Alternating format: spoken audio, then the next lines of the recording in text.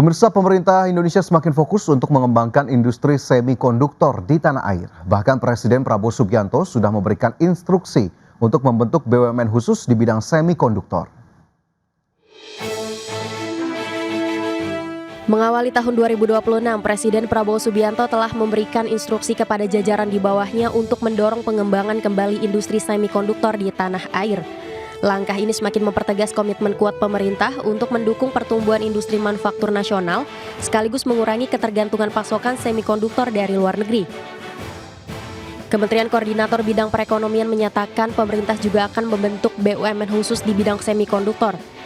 Bahkan Kemenko Bidang Perekonomian telah menjalin komunikasi dengan perusahaan semikonduktor global asal Inggris yang menyatakan kesediaannya untuk menjadi mitra strategis Indonesia. Sementara itu, Kementerian Perindustrian juga akan mengakselerasi penguatan industri nasional berbasis teknologi tinggi, termasuk pengembangan industri semikonduktor sebagai fondasi penting bagi transformasi industri dan kemandirian teknologi Indonesia. Komitmen ini sejalan dengan arahan Presiden Prabowo Subianto untuk memperkuat struktur industri nasional dan memperdalam hilirisasi berbasis inovasi. Berbagai sumber IDX Channel. Dan pemirsa, untuk membahas tema menarik kita hari ini, Indonesia siap mengembangkan industri semikonduktor. Sudah tersambung melalui line Zoom dengan Bapak Rahmat Basuki, Sekretaris Jenderal Gabungan Industri Alat-Alat Mobil dan Motor GIAM, dan juga Bapak Heru Sutadi, Direktur Eksekutif Indonesia ICT Institute. Terima kasih Bapak-Bapak sudah bergabung bersama kami di Market Review hari ini. Sehat ya Pak? Ya, Alhamdulillah sehat. Baik, Alhamdulillah. Dan berbicara soal industri semikonduktor yang memang fokus ingin dikembangkan oleh Indonesia, mungkin saya izin ke Pak Heru terlebih dahulu untuk memberikan reviewnya sebetulnya secara garis besar, secara general industri semikonduktor di Indonesia seperti apa? Mungkin juga yang global boleh disinggung sedikit Pak Heru. Ya, jadi memang sebagai sebuah negara yang cukup besar gitu ya, memang kita agak tertinggal ya dalam pengembangan semikonduktor, padahal potensi kita ini kan sangat besar ya. Kita jumlah pengguna ponsel kita misalnya sampai 350 juta, pengguna internet kita 212 juta, belum lagi sekarang ini kita juga hampir semua mobil juga menggunakan smart car gitu ya, kemudian juga smart TV segala macam gitu. Potensinya besar, tapi memang Indonesia ini mau tidak mau juga harus mengikuti negara-negara lain kalau misal mau dikatakan sebagai negara besar. Katakanlah misalnya sekarang udah seperti India, bahkan Malaysia pun juga dalam pengembangan semikonduktor lebih di depan daripada kita. Sehingga apa yang disampaikan Presiden Prabowo bahwa ingin mengembangkan Indonesia juga sebagai pengembang semikonduktor ini tentu harus kita dukung gitu. Hanya saja memang ini nggak bisa kemudian semudah membalikkan telapak tangan. Kita perlu roadmap yang cukup panjang dan kita perlu tahapan gitu. Kita mulai dari mana? Karena betapapun juga untuk pengembangan semikonduktor ini kan juga cukup beragam gitu ya. Apakah hanya assembly, kemudian juga atau front end, atau mungkin juga sebagai pencipta atau mungkin perekayasa dari semikonduktor itu sendiri gitu. Oke, jadi memang harus benar-benar kita lihat terlebih dahulu mulainya dari mana untuk kemudian melihat kondisi Indonesianya seperti apa. Kalau kemudian dari industri sendiri, Pak Rahmat, bagaimana sih sebetulnya industri otomotif atau industri komponen otomotif melihat peran semikonduktor? Seberapa strategiskah industri ini? Ya, kalau kita lihat dari industri otomotif ya, sebenarnya semikonduktor ini hampir semua digunakan di industri otomotif ya. Jadi dari mulai ratusan chip sampai ribuan chip gitu ya. Jadi kalau sekarang emang nggak ada kendaraan yang nggak menggunakan semikonduktor. Itu baik kendaraan seperti mobil maupun sepeda motor pun itu menggunakan semikonduktor gitu ya. Oke, kalau kemudian kita lihat dari sisi rantai pasok semikonduktor, terutama untuk industri otomotif, kemarin kan kita sempat tahu begitu ya, ada sempat gangguan, bahkan globalnya juga terdampak dari industri semikonduktor yang akhirnya mengganggu produksi. Apakah kemudian Indonesia mengalami hal itu juga sebetulnya Pak Rahmat di waktu-waktu kemarin? Iya, terutama waktu itu pasca COVID ya. Jadi karena penggunaan semikonduktor ini cukup meningkat di dunia, gitu kan ya. Jadi waktu itu kita sempat mengalami kendala, yaitu kekurangan pasokan dari semikonduktor ini. Jadi waktu itu beberapa, terutama di sepeda motor ya, itu sempat produksinya kita atur kembali gitu kan ya, sehingga ya karena gangguan pasokan tadi, karena ketajaman peningkatan tadi. Nah, di akhir-akhir ini kita kan juga dengar ini perang dagang nih. Nah, kita juga khawatir juga yang kasus Nexperia itu ya. Nexperia itu memang banyak sekali digunakan di industri otomotif. Sehingga dengan meredanya ketegangan tadi kita inilah bersyukurlah mungkin pasokan akan kembali normal. Mungkin gitu. Oke, jadi memang tentu dampak terasa begitu ya, terutama dari krisis yang terjadi sebelumnya. Lantas saya kembali ke Pak Heru, kalau kita lihat tadi pernyataan Pak Heru sebetulnya ada yang saya kutip cukup ketinggalan di industri semikonduktor. Lantas kemudian kita harus memulai dari mana ini Pak Heru? Dan sebetulnya kalau kita lihat sendiri, ekosistemnya di Indonesia sudah cukup mendukung belum untuk memulai saat ini? Ya sebenarnya kita memiliki fase yang cukup panjang vakum gitu. Sebenarnya kan di era 70-an kita ada Fairchild gitu ya, mengembangkan transistor, semikonduktor gitu ya, sehingga memang ya kita harus memulai dari ulang lagi gitu ya. Memang waktu itu juga sempat misalnya pengembangan untuk YMAX, kita memiliki semikonduktor Sirka, tapi memang kendalanya juga cukup besar gitu ya, karena misalnya untuk fabrikasinya juga tidak bisa di Indonesia, sehingga mungkin ya kita harus melihat yang mungkin visible bagi kita, ini apa yang bisa kita lakukan. Apakah mungkin misalnya kita mendesain semikonduktornya lebih dulu atau seperti apa. Karena kalau misalnya kita langsung masuk ke fabs gitu ya, factory plan ini kan juga tentu biaya yang investasi yang dikeluarkan kan juga cukup besar, bisa sampai 10-20 miliar US dollar gitu ya. Padahal kita juga memiliki banyak kebutuhan, misalnya pertahanan keamanan, MBG segala macam gitu loh. Jadi mungkin juga kita harus melihat posisi kita, apa yang mungkin kita lakukan dari hal-hal kecil, dan juga semikonduktornya yang nggak mungkin langsung kecil gitu ya. Semikonduktor yang agak besar, baru nanti dalam 10-15 tahun ke depan kita semikonduktor yang mengarah ke kecil. Sambil juga kita siapkan juga sumber daya manusia kita, karena betapapun kan juga ini harus ini kan otak dari perkembangan digital gitu ya, perkembangan ponsel tadi smart car segala macam, sehingga memang nggak main-main ini untuk memproduksi semikonduktor gitu. Jadi memang kita memiliki hasrat yang tinggi, tapi ya memang hal-hal detailnya harus kita siapkan dengan baik, karena ke depan memang akan terjadi perang semikonduktor juga gitu ya. Jadi kalau misalnya ada negara yang cukup dominan, kemudian negara itu diserang, ya kan kita banyak skenario ya, masalah global, misalnya Taiwan apa segala macam, ya ini akan rantai pasok dunia kan juga akan terhambat. Nah kita jangan sampai juga menjadi bagian dari korban terhambatnya rantai pasok tersebut jika memang kita memiliki semikonduktor buatan lokal gitu ya.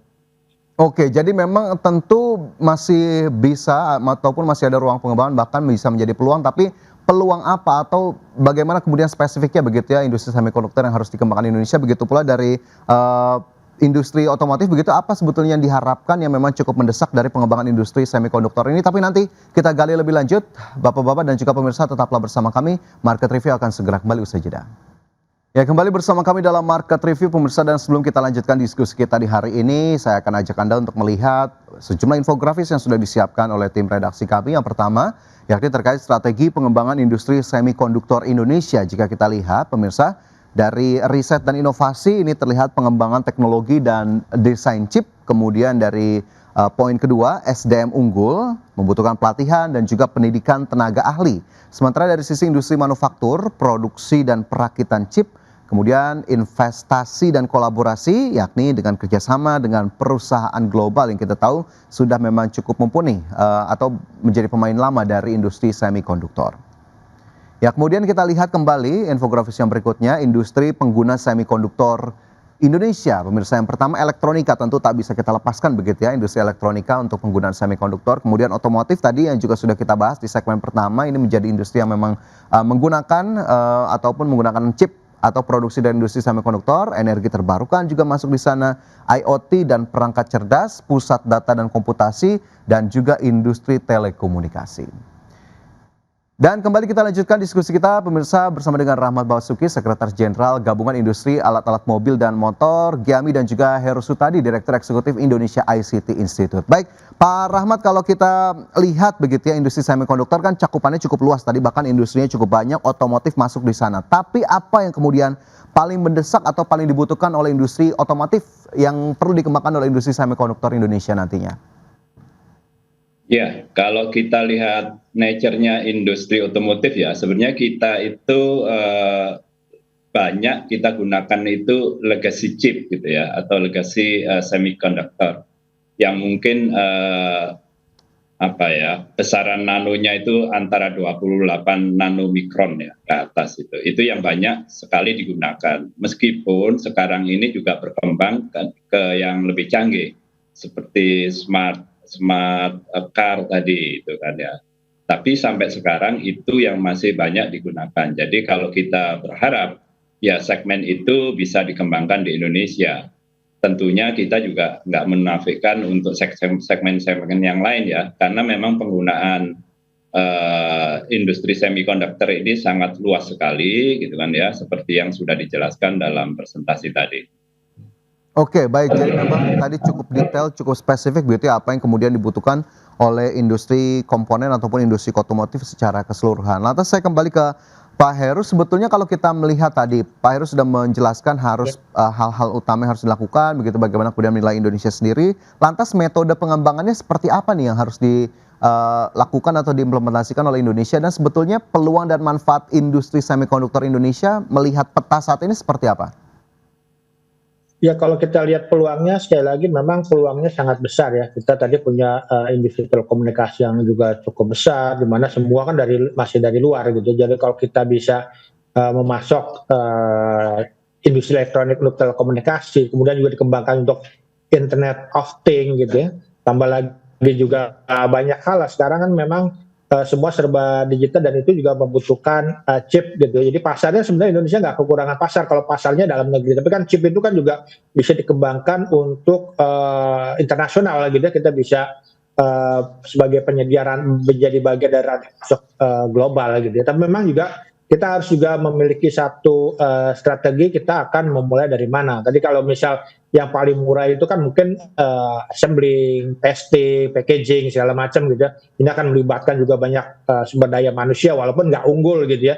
Tapi kan ini akan banyak yang terlibat, investasi tidak besar. Tapi memang ya ini nggak cukup lah kalau kita misalnya melihat seperti Malaysia, Vietnam, mereka juga udah di depan gitu ya, sehingga memang kita harus mengajar ketertinggalan kita juga gitu ya. Bagaimana SDM-nya juga harus dididik secara bagus gitu ya. Jadi nggak bisa kita serta-merta, oh kita pengen ini. Karena saya juga pernah kerja di Jerman gitu ya, di sebuah lembaga riset pengembangan industri telekomunikasi. Wah ini yang kerja juga dari berbagai negara dengan kemampuan yang masing-masing juga berbeda dan saling menyatukan energi untuk membuat satu produk telekomunikasi yang dipasarkan secara global. Nah ini Indonesia juga bisa meniru seperti itu gitu ya. Dan juga tentunya kalau kita misalnya ujungnya nanti adalah misal kita membuat fabrikasi dari chip ini, ya tentu kita udah harus siap segala macam, dari SDM-nya siap, kemudian juga tempatnya siap gitu ya. Kemudian juga sumber semikonduktornya itu kan bahan-bahan materialnya kan juga hasil ya, seperti silikon segala macam kan juga kita harus memastikan ini dari mana. Kemudian juga ya kita tentu juga menyiapkan investasi gitu ya. Ya memang akan lebih murah kalau misalnya tadi investasi menggandeng dari luar gitu. Tapi memang kalau dari luar memang salah satu kelemahannya kan juga kita kan apakah mungkin nanti bisa alih teknologi gitu ya. Walaupun oke lah kita nggak alih teknologi, tapi mungkin investasinya bisa lebih murah, tapi kedepannya kita juga harus memastikan alih teknologi itu juga berjalan. Oke, jadi memang hal-hal tadi harus kita lihat, bahkan investasi dirasa cukup penting begitu ya, untuk kemudian bisa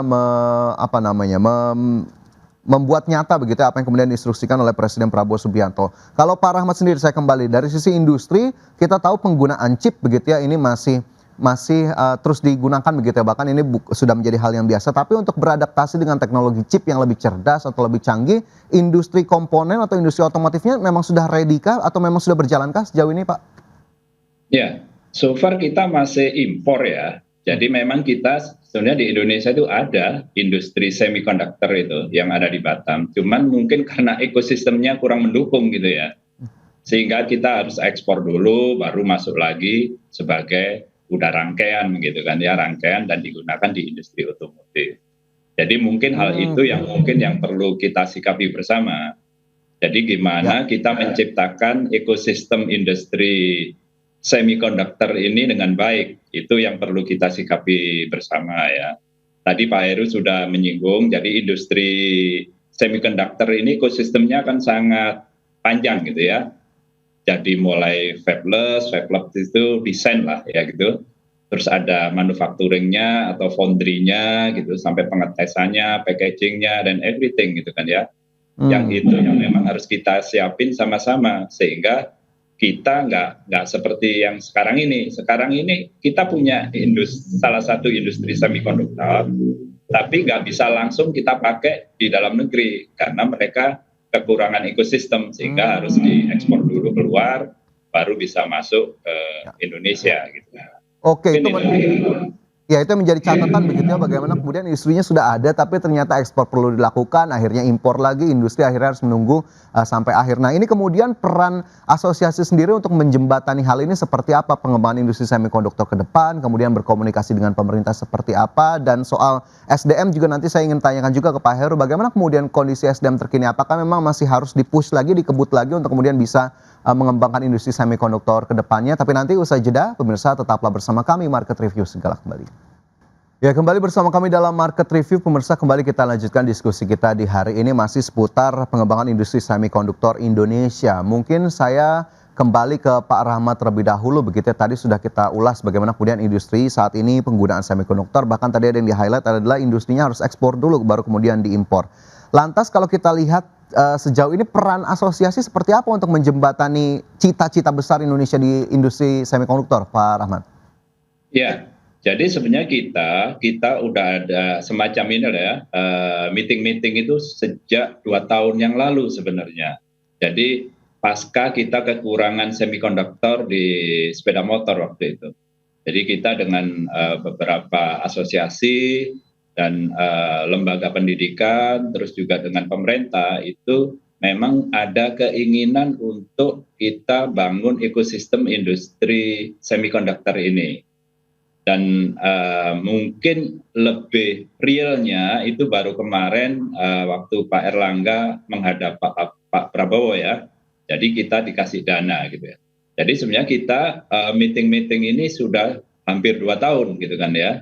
Gimana Indonesia untuk bisa mengembangkan industri semikonduktor secara menyeluruh gitulah ya. Paling enggak jadi kebutuhan dalam negeri ini bisa terpenuhi dari produksi dalam negeri. Mungkin itu. Jadi kalau peran kita sampai saat ini ya. Ya, jadi memang tidak tinggal diam, pergerakan terus dilakukan begitu ya, untuk kemudian disampaikan terutama kepada pemerintah. Saya kembali ke Pak Heru, tadi kesiapan SDM sudah sempat disinggung begitu, kemudian alih teknologi ataupun mungkin transfer teknologi juga tadi sudah sempat disinggung juga. Tapi sebetulnya secara keseluruhan apakah SDM kita sudah cukup siap untuk mengembangkan industri semikonduktor lebih advance lagi ke depannya, Pak Heru?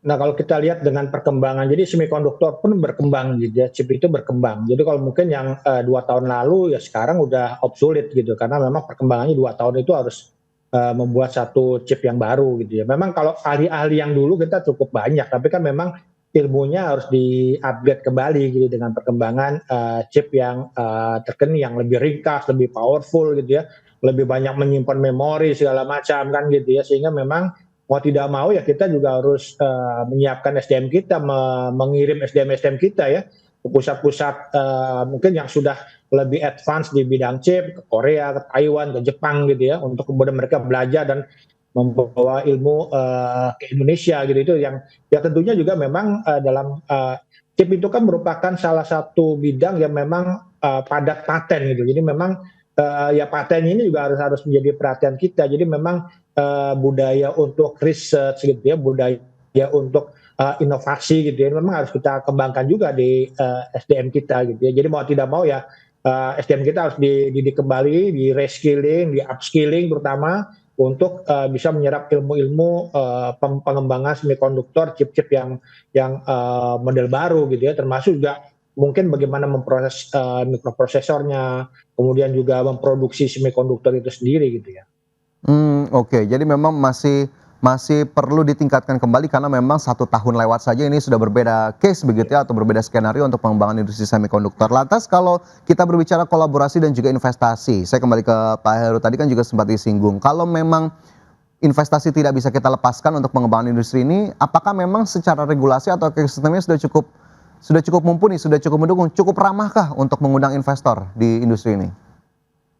Nah, itu memang banyak juga investor yang masuk ke Indonesia ini agak ragu gitu ya, karena yang pertama kan kita terjadi perubahan kebijakan nih, ganti pemimpin, ganti kebijakan gitu ya. Apalagi kan kita kan mungkin presiden paling lama 10 tahun, padahal juga bisnis chip ini kan bisa 15-20 tahun gitu untuk kita siapkan, sehingga memang regulasinya juga harus regulasi yang bisa memberikan rasa yakin di mereka gitu ya, terutama juga investasinya juga cukup besar gitu ya. Kemudian yang kedua juga tentu dukungan mungkin infrastruktur. Nah, ini kan juga mereka misalnya butuh lahan yang luas segala macam, termasuk juga dukungan ya kita juga menyiapkan SDM kita gitu ya. Jadi pasti itu akan ditanya apakah kita punya SDM nanti untuk misalnya mengembangkan chip segala macam gitu ya.